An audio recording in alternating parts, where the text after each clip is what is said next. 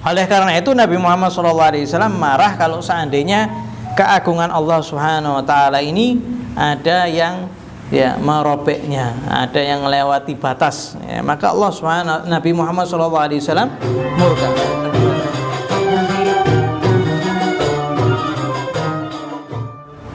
Nawaitu ta'alluma wa ta'lim wa tadhakkur wa tadhkir wa an-nafa' wal intifa' wal ifada wal istifada wal hatha ala tamassuki bi kitabillahi ta'ala wa sunnati rasulih wa du'a ila al-huda wa dalalati ala al-khair ibtigha' mardatillah thawabi qurbi subhanahu wa ta'ala.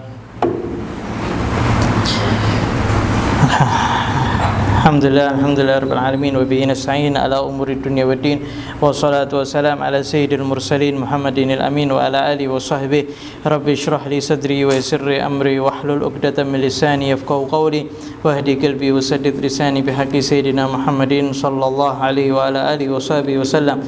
Allahumma salli wa sallim ala sayyidina Muhammadin miftahi bab rahmatillah adada ma fi ilmillah salatan wa salaman daimaini bi dawami mulkillah wa ala alihi wa sahbihi amma ba'd. Alhamdulillah masih berkaitan tentang ghadab atau marah. Wa hukiya anna al-Fudail bin Iyad kana idza qila anna fulanah yaqa'u fi ardika yaqulu wallahi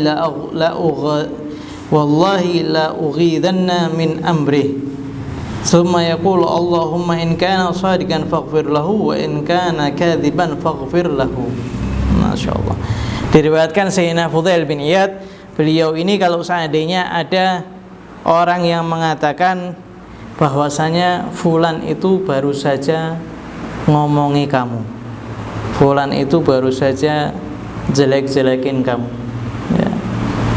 Maka apa yang dikatakan beliau? Beliau mengatakan, demi Allah saya akan menahan amarahku kepadanya, ya.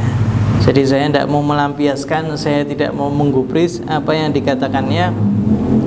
Yang dimaksud bukan orang itu, tapi iblis, ya. Saya tidak mau terpengaruh dengan iblis, ya. Kemudian beliau mengatakan, ya Allah, kalau seandainya dia itu benar atas apa yang dikatakannya, maka ampunilah aku. Jadi kalau seandainya ada kekurangan, orang lain mengomentari kekurangan dan itu ada padaku, maka ampunilah aku. Kalau seandainya dia itu dusta atas apa yang dia ucapkan, maka ampunilah dia.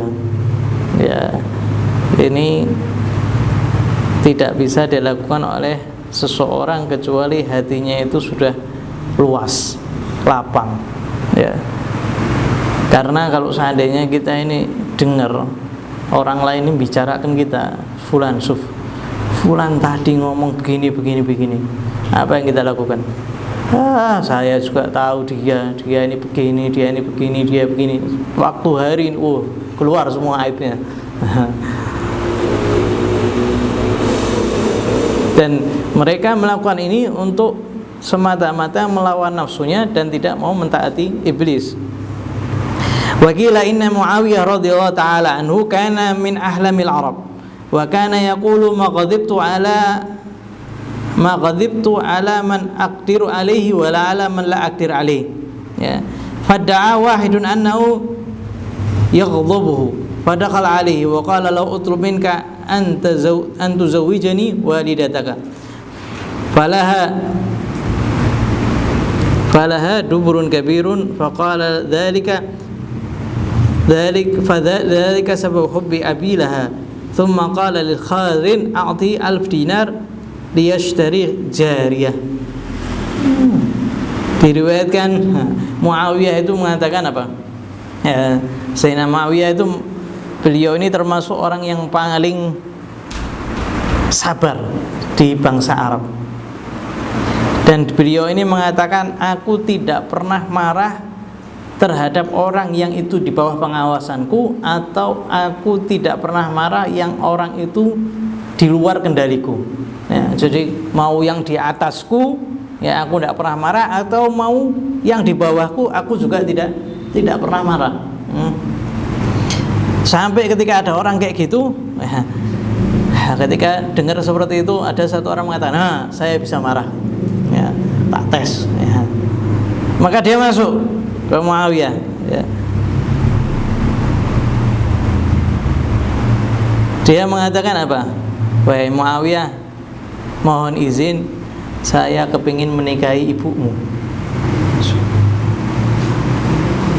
Karena dia memiliki ya apa namanya, pinggul yang besar ya.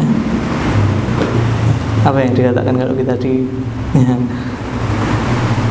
minta untuk nikahkan sama ibunya? Apa yang dikatakan Muawiyah ya, itu sebabnya ayahku senang sama ibuku ya.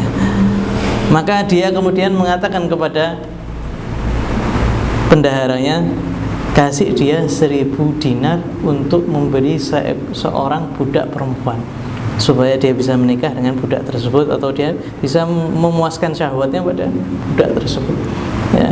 Tidak marah, tidak. Apa yang harus kita lakukan kalau seandainya kita ini tiba-tiba datang, saya mau nikah ibumu ya, kalau tidak berantem, kalau tidak subhanallah. Wa'alam annal ghadab innama yadhumu haitsu lam yakun lillahi ta'ala ya. Ya, ini titik poinnya ya. Apakah kita tidak boleh marah sama sekali?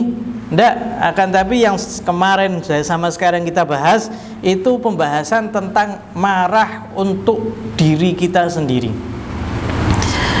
dan marah untuk membela diri kita sendiri itu disunnahkan untuk kita tahan amarah kita. Tetapi kalau seandainya itu berkaitan dengan hak Allah Subhanahu wa taala, maka itu boleh untuk kita marah ya. Sehingga di sini dikatakan bahwasanya marah yang jelek atau marah yang tercela itu apabila bukan termasuk marah karena Allah Subhanahu wa taala. Amma idza kana lahu ta'ala fa huwa mahmud. Karena kalau seandainya seorang marah karena Allah Subhanahu wa taala, maka dia marahnya terpuji. Bagaimana marah karena Allah Subhanahu wa taala? Seorang saudara terjatuh ke dalam maksiat, kita marahi ya, karena kita cinta sama saudara tersebut ya. Meskipun dia ini punya andil besar dalam hidup kita, meskipun dia ini punya budi sama kita ya, tapi kita tetap marahi dia. Jangan kamu lakukan ini. Nah, itu karena Allah Subhanahu wa taala. Bukan karena tidak ngelihat dia ini ada pengaruh sama kita atau tidak, dia ini andil sama kita atau tidak. Tidak. Dia tetap marah, dan karena apa? Karena dia terjatuh ke dalam maksiat. Bukan karena hal lain. Bukan karena ingin dikatakan bahwasanya saya ini alim. Nah, bukan supaya dikatakan dia ini memiliki nama baik di hadapan saudara, enggak, tapi murni karena Allah Subhanahu wa taala. Sampai-sampai ada yang mengatakan, kalau seandainya kamu ini masih di dalam maksiat ini nih, aku akan putus hubungan dengan kamu ya. Dan boleh memutus hubungan dengan saudara ketika saudara ini melakukan maksiat terus menerus, sudah diulangi berkali-kali masih melakukan maksiat, maka kita boleh memutus hubungan dengan kerabat dalam alasannya apa? Kalau seandainya itu berkaitan dengan maksiat, dengan syariat, boleh. Bagaimana kita nyambungnya dengan kita mendoakannya, bukan karena sebab fulan ya, saya tersinggung dengan kata-katanya, dan saya tahu fulan ini atau fulana ini tidak pakai hijab, atau fulan ini dia masih melakukan perbuatan yang buruk, saya putus hubungan. Bukan gara-gara maksiatnya, tapi gara-gara tersinggung sama bicaranya terlebih dahulu, kemudian alasan ya, saya putus hubungan karena dia maksiat. Tidak, itu juga tidak boleh. Jadi murni untuk syariat, maka itu diperbolehkan. Sampai kapan? Sampai orang tersebut tobat daripada maksiatnya. Sehingga kalau seandainya amarah ini karena Allah Subhanahu wa taala, maka itu adalah amarah yang terpuji. Wa min thamma kana Rasulullah sallallahu alaihi wasallam yaghdabu idza intahakat hurmatillah azza wa jalla. Oleh karena itu Nabi Muhammad sallallahu alaihi wasallam marah kalau seandainya keagungan Allah Subhanahu wa taala ini ada yang ya merobeknya, ada yang melewati batas ya, maka Allah Subhanahu Nabi Muhammad sallallahu alaihi wasallam murka. Wa kana Musa alaihi salatu wasalam syadidul hadda wal ghadab lillahi ta'ala wa lidinihi. Walidha lamma waja'a walidha lamma raja'a min munajati rabbih azza wa jalla wajada qaumahu ya'buduna al-ijl akhadha sya'ra ra'si akhi Harun alaihi salatu wasalam bi yamini wa layhati bi shimali wa jarrahu ilayhi tawahuman annahu qasara fi kafihim an ibadatil ijl, ya. Dan termasuk yang murkanya cepat marah kalau yang berkaitan dengan Allah Subhanahu wa taala, yaitu Sayyidina Musa alaihi salatu wasalam, kalimullah. Ya. Ketika beliau itu pulang dari munajat kepada Allah Subhanahu wa taala selama 40 hari, ya, pulang didapati kaumnya itu sudah, ya, tertipu dengan Samiri sehingga mereka itu menyembah ijil, sapi, ya, anak sapi yang dari emas. Mereka ini menyembah. Ya. Ketika sampai, ya, maka langsung memarahi Sayyidina Harun, adiknya. Ya. Apa yang dilakukan? Diambil kepalanya, dengan tangan kanannya, dan dipegang jenggotnya. Ya. Disebabkan apa? Karena menyangka Sayyidina Harun, ya, lalai di dalam ngajak kepada mereka. Jadi Sayyidina Musa betul-betul marah. Ya. Walamma khariqal Khidir as-safina ghadiba Musa sallallahu alaihi wa akhadha bi rijli liyulkiyahu fil bahr fadzakara Yusha ahdahu ma'ahu fakhala. Ya. Begitu juga Sayyidina Musa ketika bermuamalah dengan Nabiullah Khidir. Ya, kita tahu Nabiullah Khidir memiliki ilmu yang lain. Ketika kapal itu, ya, mau dibakar, ya, maka Sayyidina Musa ini mau ngambil kakinya Sayyidina Khidir, mau ditangkap kemudian mau dilempar ke lautan. Nah, maka Yusha bin Nun ini ngabari, wahai Musa, ingat perjanjian engkau dengan Sayyidina Khidir, maka kemudian dibiarkan. Ya, ini syadidnya kalau berkaitan dengan agama. Wa ja'ala thawbahu ala hijrin faqarrabahu fatabi'a Musa alaihi salatu wassalam wa huwa yaqul thawbi hijr ay utruk thawbi ya hajar. Famarra 'ala al-mala'i jama'a min bani Israil fara'ahu uryanan ahsana ma khalaqa Allah wa yarahu Allah mimma yaqul.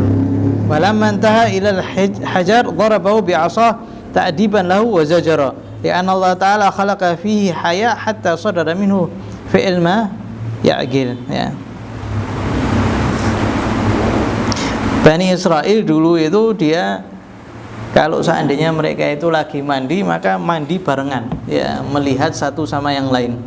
Ya, jadi kalau masih ada yang mandi bareng berarti masih ikut amalnya jahiliyah. Ya, dulu Bani Israel. Wa kana Musa alaihi salatu wasallam yaqtasilu wahda. Kata Sayyidina Musa, beliau mandi sendiri, malu pada Allah Subhanahu wa taala, atau malu kalau seandainya ada orang yang ngelihat, ya. Sehingga mereka ini mengatakan bahwasanya Sayyidina Musa ini dia tidak mau mandi sama kita karena ada aibnya, ya. Ya. Maka kemudian suatu hari beliau ini mandi, beliau menaruh, ya, bajunya di sebuah batu, ya.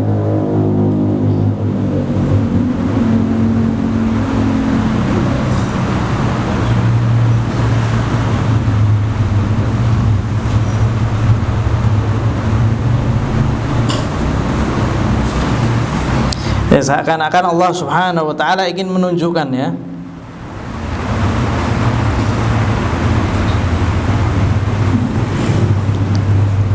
Allah Subhanahu wa taala, ya, ketika ditaruh di batu, seakan-akan batunya itu ketika mau mendekati sama Sayyidina Musa, batunya ini menjauh, ya, sampai terlihat di hadapan seluruh orang-orang Bani Israel, ya, dapati mereka itu melihat tubuh Sayyidina Musa ini tubuh yang paling sempurna, ya, daripada ciptaan Allah Subhanahu wa taala, ya. Maka ketika itu Sayyidina Musa ini marah sama batu, dipukul batu tersebut, ya. Tsumma inna hadzal hadits hadits azim wa huwa min jawami'il kalim, dan hadis ini termasuk hadis yang sangat agung, yaitu ketika Nabi Muhammad SAW diminta wasiat, maka Nabi Muhammad SAW mengatakan apa? La taghdab, jangan sekali-kali engkau murka, ya. Perlu diingatkan bahwasanya murka yang berkaitan dengan diri kita, maka itu murka yang madmum, tercela. Kita diperintahkan untuk menahan amarah kita. Adapun karena Allah Subhanahu wa taala, maka itu sesuatu yang terpuji. Nabi Muhammad SAW juga marah, para sahabat juga marah. Kita kemarin sudah baca, akan tapi mereka itu ketika berkaitan dengan Al-Qur'an, ketika mereka berkaitan dengan hadis, mereka langsung diam, ya. Kalau diingatkan maka diam. Ad-durusul mustafadah minal hadis. Pelajaran yang kita ambil pelajaran daripada hadis ini, likulli da'in fil Islam dawa wa takhshisud da' nisful ilaj, ya. Setiap penyakit di dalam Islam itu punya penawarnya, ya. Dan kita ini mengetahui penyakit itu setengah daripada pengobatan, ya. Kalau kita ini tidak tahu sakitnya apa, bagaimana mau diobati? Nah, makanya alhamdulillah kita ini punya Nabi Muhammad SAW yang ngajari kepada kita bagaimana kita ini menyikapi penyakit marah, ya. Sudah kemarin dijelaskan bahwasanya kalau seandainya seseorang itu marah, maka hendaknya dia ta'awudz, ya, kepada Allah Subhanahu wa taala daripada syaitan rajim. Katakan a'udzubillahi minasyaitonir rajim. Dan juga dikatakan kalau seandainya seseorang itu marah, maka hendaknya dia berwudu atau dia mandi. Atau kalau seandainya dia berdiri, maka hendaknya dia duduk. Kalau seandainya duduk, maka hendaknya dia berbaring. Kalau seandainya dia berbaring, maka hendaknya bangun. Artinya merubah posisinya. Dan juga dikatakan bahwasanya,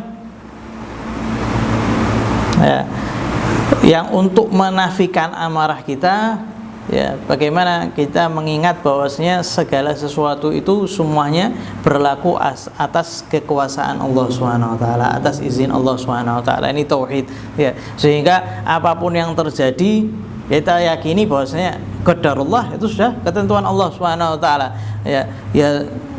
Gelas pecah, ya, kopi tumpah, ya. Terkadang kan kita marah, ya. Bagaimana cara kita bisa menafikan amarah kita, ya? Kita meyakini bahwasanya itu termasuk daripada izin Allah Subhanahu wa taala, ya. Makanya Nabi Muhammad SAW tidak pernah bertanya kepada Sayyidina Anas, "Wahai Anas, kenapa engkau melakukan ini?" Ya, setiap apa yang dilakukan oleh Sayyidina Anas tidak pernah ditanya, "Kenapa engkau melakukan ini?" Atau ketika Sayyidina Anas meninggalkan suatu perkara, Nabi Muhammad SAW tidak pernah tanya, "Kenapa engkau tidak melakukan ini?" Ya, karena Nabi Muhammad SAW orang yang tahu dengan kekuasaan Allah Subhanahu wa taala, takdir daripada Allah Subhanahu wa taala. Al-ghadab wa fawranu damul qalb li iradatil intiqam. Ya, marah adalah, ya, mendidihnya darah di jantung kita atau di hati kita dengan tujuan untuk membalas dendam atau untuk melampiaskan, ya. Makanya yang dimaksud dengan menahan amarah yaitu ketika kita mampu untuk menahan amarah terhadap orang yang kita mampu untuk lampiaskan, ya.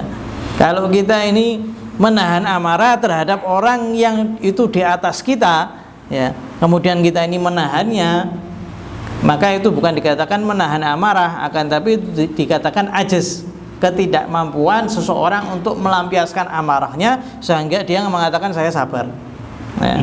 Padahal dia tidak mampu untuk melampiaskan karena orang ini di atasnya, ya, pejabat atau menteri, ya. Kalau di bawahnya, dia marah, ya.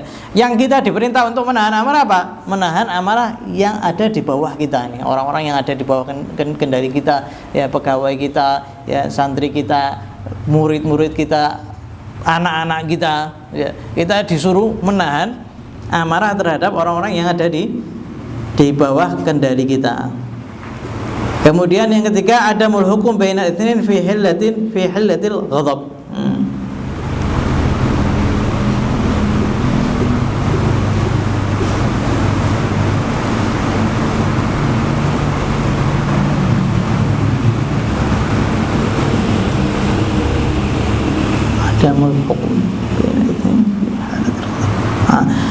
Jangan kita menghukumi seseorang, ya, ketika dia sedang amarah. Ketika sedang marah, maka hendaknya ditenangkan terlebih dahulu, baru kita tanyai, ya. Jangan ketika di saat-saat amarah, karena subhanallah marah ini merubah seseorang, ya. Al-ghadab gharizah qad jubila al-insanu 'alaiha falaysa fi maqdurihi daf'aha, ya. Ghadab ini sifat yang sudah ada dari sejak lahir, yang sudah ditanamkan oleh Allah Subhanahu wa taala, sehingga seseorang itu tidak mampu untuk menolaknya, hanya meredamnya. Makanya kita tahu bayi saja itu sudah memiliki sifat marah, ya. Masih kecil aja sudah memiliki sifat marah, ya. Maka amarah ini harus dibarengi dengan akal sama syariat, ya. Dengan akal sama dengan syariat, baru nanti mu'tadil. Tapi kalau seandainya kurang akalnya atau tidak berkaitan dengan syariat, ya, maka ya kita akan melihat ada orang yang temperamen, ada orang yang sembrono, ya, tidak ada urusan. Ya, ini ketika akalnya ada khalalnya atau ada ya tidak mengetahui tentang syariat. Al-ghadab lahu dharar 'ala jihazil dawri wal asabi li'anna bihi tazdadu diqqatul qalb wa yartafi'u dhaghdud dam, ya. Marah sendiri ini ada juga, ya, bahayanya, ya. Kalau ketika seseorang marah itu tekanan darahnya itu juga naik, ya, pikirannya itu juga naik, ya, jantungnya itu juga naik, ya. Makanya harus hati-hati, ya. Jangan sampai kita termasuk orang yang cepat marah. La budda minal isti'adzah billahi minasyaitonir rajim indal ghadab. Harus kita ini ta'awud, ya, meminta perlindungan kepada Allah Subhanahu wa taala daripada syaitan, karena syaitan yang ikut manas-manasi. Maka kita jangan sampai termasuk menjadi syaitan, ya. Kalau ada temennya mulai marah malah kita panas-manasi. Oh iya dia ini begini, oh iya ini begini. Kalau saya sudah tak parani itu, tak labrak. Padahal dia lagi marah, ya. Kadmul ghaid lahu fadilah fil Islam. Menahan amarah itu memiliki fadilah yang sangat tinggi. Salah satunya apa? Ya, pahalanya itu ditanggung oleh Allah Subhanahu wa taala sehingga mereka termasuk orang-orang yang masuk surga terlebih dahulu. Atharul ghadab as-sayyi ya'udu dhararu 'ala ad-da'wah wa laysa 'ala al-fard faqat, ya. Ya, bahkan pengaruh marah yang tercela itu bahayanya kembali kepada dakwah itu sendiri, bukan kepada pribadinya, ya. Ketika seorang itu marah, ya, atau jadi ustadz sukanya marah-marah, ini haram, ini tidak boleh, ini tidak haram, tidak boleh, akhirnya merubah sum'ah Islam, akhirnya merubah, oh ternyata ini, ya, Islam ini keras, ya. Oh ternyata kelompok ini keras. Ya, disebabkan karena apa? Karena dia suka marah di tempat yang bukan tempatnya, ya. Ini sangat amat bahaya. Jadi bukan kembali keburukannya bukan cuma kepribadiannya saja, tapi ke dakwahnya pun juga menjadi jelek. Ya, kita sekarang dapati Islam sekarang gambarannya itu dijelek-jelekkan karena sudah tidak tahu bagaimana cara menjelekkan Islam. Akhirnya dibuat orang-orang yang pemahamannya ini pendek sehingga cepat marah, atau ada orang yang kelihatannya Islam akan tapi dia tidak muslim, ya, munafik, ya. Pakaiannya Islam, kemudian bahkan mereka hafal Quran, bahkan hafal hadis, akan tapi hanya untuk mencoreng Islam. Waliyadzubillah. Wallahu a'lam.